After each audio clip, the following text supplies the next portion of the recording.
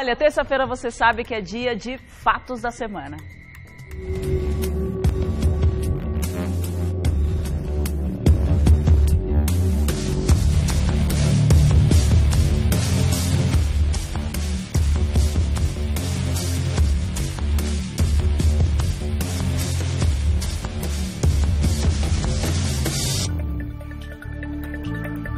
Desde março de 2014, a Operação Lava Jato vem desmantelando um esquema de lavagem de dinheiro suspeito de movimentar 10 milhões de reais. A investigação aponta, inclusive, que a operação era utilizada para pagamento de prostitutas de luxo. A Operação Lava Jato da Polícia Federal foi deflagrada em março de 2014. Começou em um posto de gasolina em Brasília, onde ficaria uma casa de câmbio que operava dólares de maneira clandestina. Daí o nome Lava Jato. O objetivo é investigar um grande esquema de lavagem e desvio de dinheiro envolvendo a Petrobras, poderosas empreiteiras do país e políticos. Depoimentos bombásticos, prisões e averiguações complexas começaram a desenhar o cenário desse, que é o maior escândalo já investigado no Brasil sobre remessas ilegais de dinheiro. No Revista da Cidade, vamos conhecer detalhes das últimas notícias sobre a mega operação, que aponta que o dinheiro desviado da Petrobras pagaria até garotas de programa. Para conversar sobre o assunto, a gente está recebendo novamente o doutor Eduardo. Tudo bem, Bom doutor? dia, Bom tudo dia. bem, Marise? Tá tudo vendo? Bem. Acertei, hein? Não errei. Acertou. Não tem problema, essas coisas acontecem. Agora, a gente vai desenvolver aqui o assunto da Operação Lava Jato. E mais essa agora?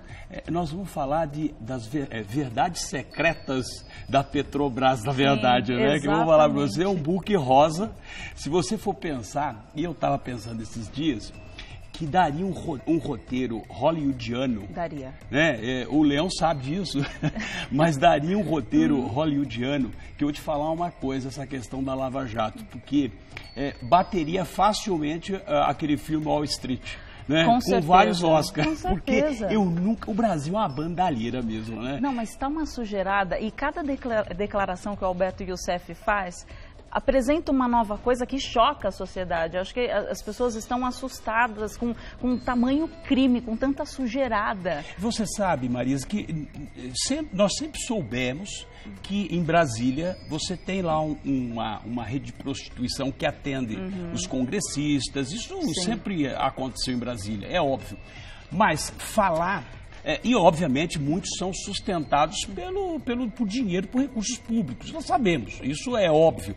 Agora, tratar de prostituição de luxo, né, pagando-se garotas de programa 6, 10 mil reais, né, e isso a Polícia Federal constatou através da investigação feita pelos delatores, ou seja, nas operações, e os delatores, obviamente, na explicação que eles deram em relação às planilhas apresentadas e apreendidas, né, na Operação Lava Jato, havia lá uma menção muito estranha.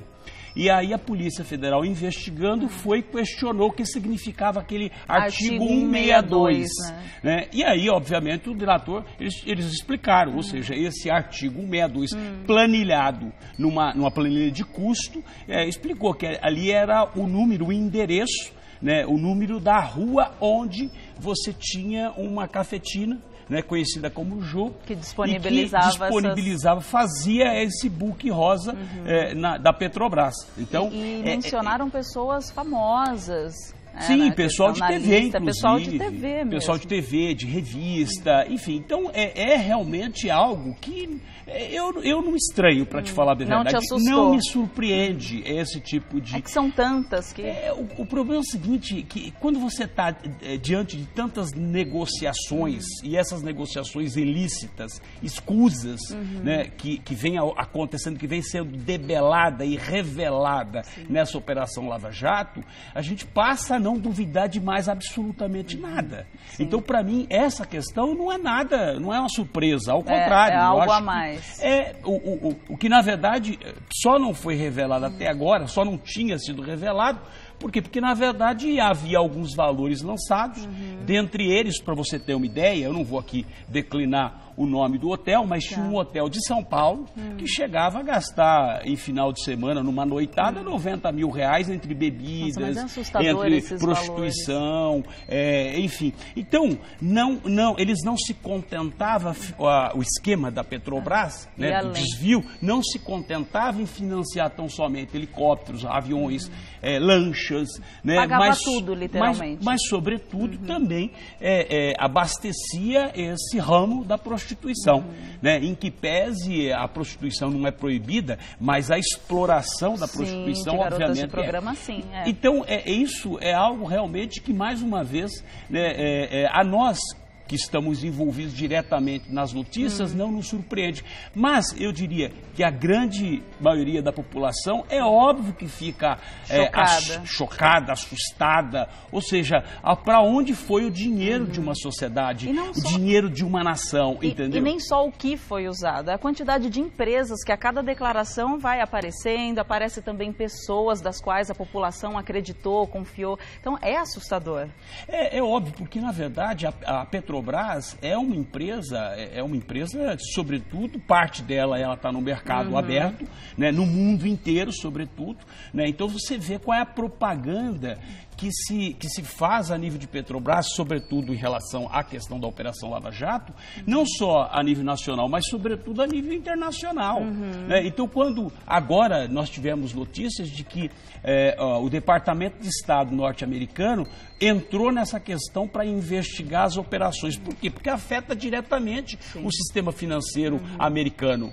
Né? E aí que a coisa vai começar a pegar, porque o que acontece? A partir do momento que o departamento norte-americano entra, o Departamento de Justiça, né, entra a FBI, entra os organismos, Interpol, entra o organismo que realmente eles não investigam, eles vasculham. São sistemas, né, que realmente funcionam. Exatamente. Né? Então essa é mais uma que nós temos aí em relação à questão da Operação Lava Jato. Né? Outras virão, é o que eu disse a semana passada e venho dizendo. Ou seja, muitas coisas ainda estão para serem reveladas na Operação Lava Jato. É que vem aos poucos.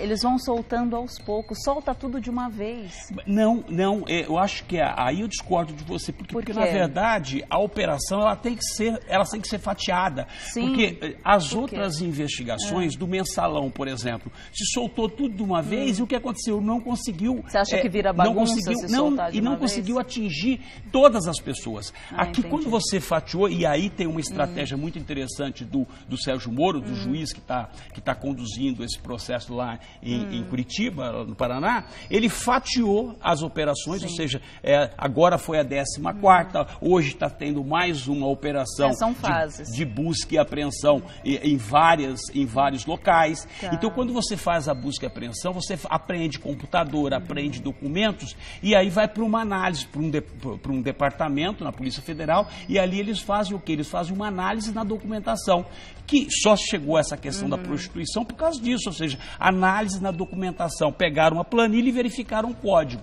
né? Ou seja, o que é isso? Aí sim, na delação premiada, o delator vai e revela o que significa aquele custo. Então, é assim que, na verdade, tem que ser feito. Então, é que eu sou completamente leiga, mas entendendo bem, então é bom fatiar para você alcançar todas as pessoas que estão envolvidas. O processo judicial, ele é uma construção de provas, né? Ou seja, levantamento daquilo que aconteceu, de fatos ocorridos. Sim. Então, se você não fatiar, você se perde. Então, eu acho que essa operação está sendo bem sucedida em função da estratégia da dinâmica que foi estabelecida logo no começo. Né? Então, hoje você tem um processo, várias investigações tramitando no STF, no Supremo Tribunal Federal, né, sobre a presidência do ministro Teori. Aí você tem várias no STJ, que são os governadores que estão sendo investigados, né, e você tem em Curitiba, no Paraná, as pessoas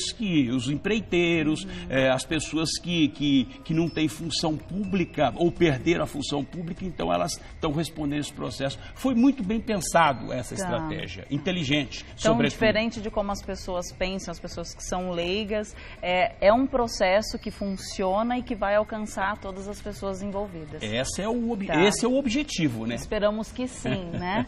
Então tá certo, olha, eu vou trocar de assunto e também não é nada agradável, porque segundo a Unicef, entre 1990 e 2013, o número de crianças e adolescentes mortos passou de 5 mil para 10,5 mil, ou seja, 28 mortos por dia.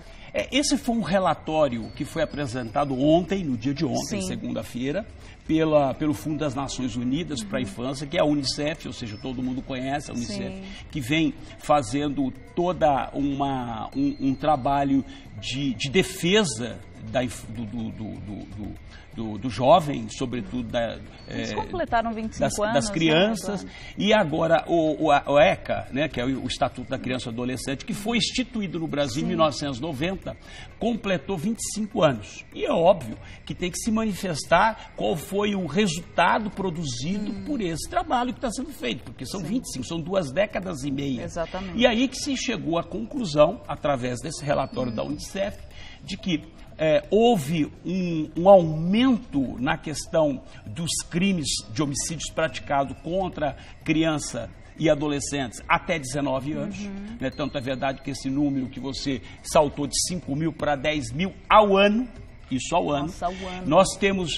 Nós temos em média, são 28 casos por dia de crianças no Brasil, tá? Isso no Brasil, que são vítimas de homicídio. E isso realmente levanta uma outra questão, ou seja, porque nada melhor do que estatística. É o que eu sempre falo, eu gosto muito de estatística, porque estatística, ela dá uma radiografia de uma veracidade, de uma situação.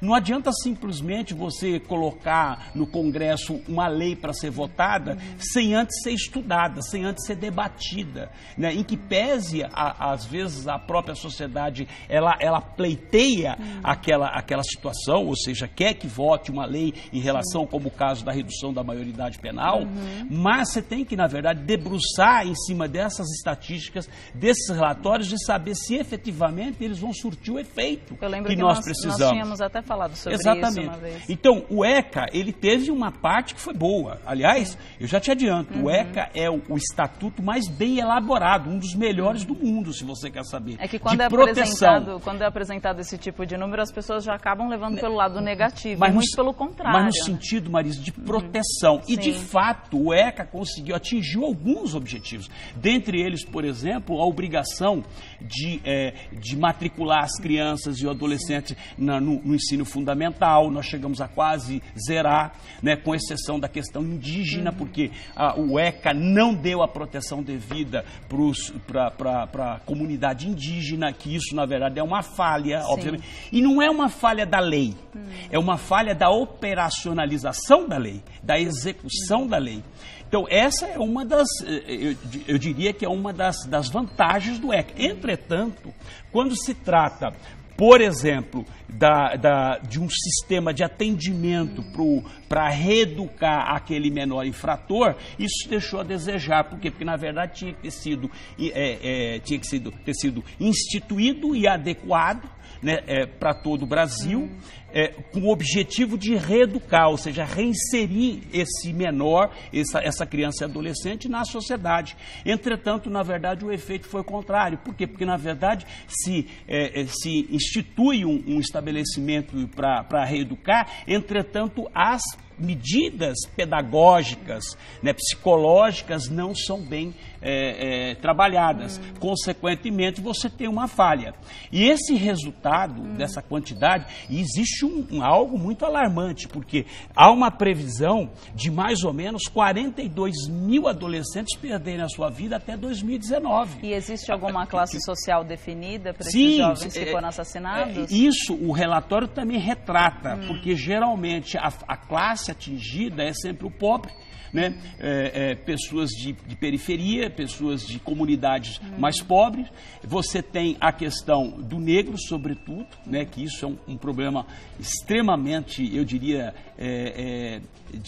visceral, né? E tanto é verdade que o relatório descreveu de que os negros são 4 vezes mais vulneráveis a esses assassinatos do que os brancos. O que demonstra que realmente a sociedade não vem melhorando em absolutamente nada. Não adianta você ter grandes leis, você ter leis que realmente há uma expectativa que vai produzir uma solução, um resultado, e na verdade ele frustra. O que eu digo é em relação a essa questão da redução da minoridade penal. Não adianta você fazer uma lei que vai reduzir se você não dá o mínimo, o básico para as crianças e para os adolescentes. Mas eles precisam repensar nesse sistema que está tão e vou te frágil. falar, as pessoas têm me criticado muito, não, que a sociedade, 90% da sociedade nas pesquisas dizem que querem a redução. Eu não sou contra a redução, mas você tem que ter critério para poder implementar e adotar uma lei como essa. Não adianta simplesmente você falar, a partir de hoje, quem tinha 18 passa a ter 16. E aí? Como é que você faz? Então, esse é o grande problema. Tem que haver uma discussão entre a sociedade civil, entre os congressistas, entre eu diria que as comunidades mais desfavorecidas, sobretudo, porque eles não opinam em relação a isso. Não pense você que eles vão discutir em relação a isso. Eles só, na verdade, recebem o resultado disso. E o que o resultado é catastrófico. É catastrófico. Então, esse é a grande, eu diria que essa é a radiografia que nós podemos fazer de um Brasil. Ou seja, quando eu falo que o Brasil é uma esculhambação, o Brasil é uma esculhambação. O Brasil não é sério. O Brasil não tem políticas sérias. Tá? A única coisa séria que tem nesse país, eu já te falo para você, é a corrupção disseminada, a corrupção institucionalizada desse país, onde aquele que é investido na função pública, o único objetivo dele é ir lá e roubar. Sim. Né? Roubar do pobre, roubar da classe média e do rico. Esse que é o Aquele problema. famoso jeitinho brasileiro está acabando com o país. Não é nem questão de jeitinho, porque já não tem mais jeitinho, tem roubalheira. Essa que é a grande verdade. É porque o tal do jeitinho as pessoas encaravam como, eu vou fazer alguma coisa errada aqui para dar aquele jeitinho. Porque tinham vergonha de falar que era roubalheira. Exatamente. Porque na verdade nunca teve jeitinho, viu? Aí quando você vê um ladrão, prende o ladrão, né? Eles também são ladrões. Fazer o que, doutor Eduardo? Muito obrigada. Eu que agradeço. Eu fico bem quietinha aqui, você sabe que eu preciso ser imparcial. Você quer passar os seus contatos, a rede social? Eu estou lá no Facebook. Quem quiser me encontrar, como que tá lá? É Eduardo César Leite. Tá. É só digitar lá, procurar que vai me encontrar. Tá certo, doutor Eduardo. Beijo para vocês. Obrigada, beijo. Tchau, tchau.